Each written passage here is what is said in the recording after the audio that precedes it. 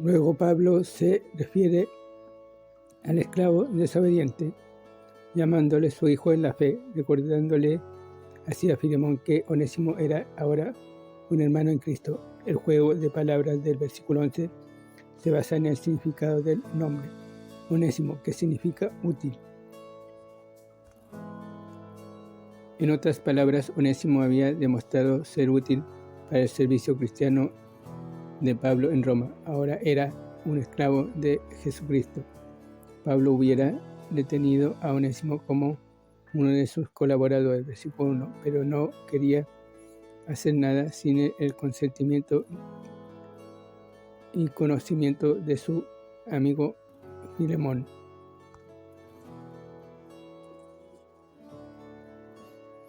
Aquí se describe hermosamente la doctrina de la identificación del creyente con Cristo. Recibe como a mi corazón. Era el ruego de Pablo. Onésimo era tan parte de Pablo que le dolía tener que enviarlo de regreso. El versículo 17 es lo que Jesús dice de todo verdadero creyente. Recibe como a mí mismo. Somos aceptos en el amado. Filipenses capítulo 1, versículo 6. Onésimo no regresaba como la misma persona anterior. Tenía una posición completamente nueva ante su amo. Ahora era un hermano amado, identificado con Pablo y por consiguiente aceptado. Esto es lo que la Biblia quiere decir por justificación. Estamos en Cristo y por consiguiente Dios nos acepta. Pablo asegura el pago. Versículos 18 al 25. ¿Qué hacer con la ley romana? ¿Qué hacer debido al dinero que Onésimo robó? ¿Cómo podría Filemón perdonar si no había restituido lo robado? Esta clase de perdón tan solo lo hubiera hecho cómplice de un crimen. Yo lo pagaré, promete el anciano apóstol, por mi cuenta. De nuevo, este es un cuadro precioso del Calvario. Cristo nos halló como esclavos fugitivos que habíamos quebrantado la ley, rebeldes, pero nos perdonó y nos identificó consigo mismo. Fue a la cruz y pagó nuestra deuda. Esta es la doctrina de la imputación. Imputar significa poner a la cuenta de uno. Nuestros pecados fueron puestos a la cuenta de Cristo y su justicia fue puesta a nuestra cuenta cuando creímos en Él. ¡Qué gracia maravillosa! Bienaventurado el varón a quien Jehová no culpa de iniquidad. Salmos capítulo 32, verso 2, Romanos capítulo 4, versículo 1 al 8.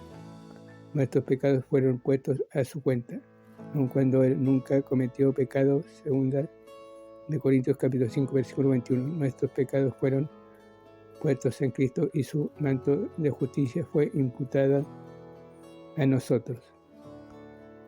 El cristiano debe tener presente la distinción entre aceptos en Cristo y aceptables a Cristo. El que ha confiado en Cristo para salvación es aceptado para siempre en Cristo y nunca el Padre lo rechazará.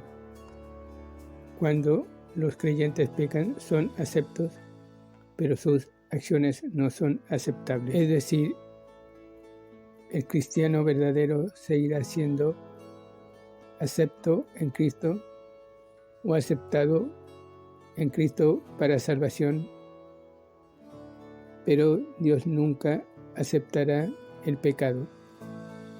Entonces es necesario confesar ese pecado y recibir de Cristo el limpiamiento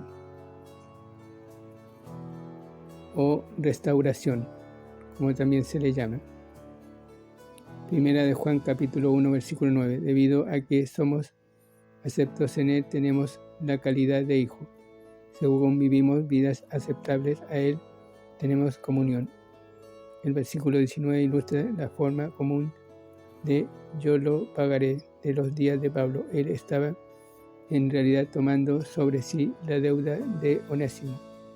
Pablo concluye con saludos personales a Filemón y a su familia, recordándoles a sus amigos las muchas obligaciones que tenían hacia él. Por cierto, que le debían su propia salvación a Pablo.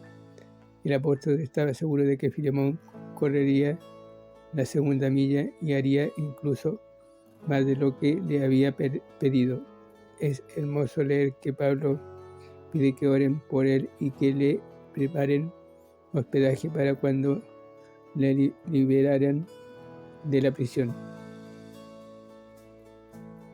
Qué maravilloso tener amigos cristianos que se preocupan por las necesidades físicas y espirituales de otros. Esta breve carta es de inestimable valor para lo que revela del corazón de Pablo, un pequeño reflejo del amor de Dios hacia nosotros. También ilustra lo que Cristo ha hecho por el creyente en la cruz. Las dos frases que la resumen son: recíbele como a mí mismo, versículo 17, nuestra identificación con Cristo, y ponlo a mi cuenta, versículo 19, imputación, nuestros pecados puestos sobre Cristo, para nuestra salvación y comunión con Dios.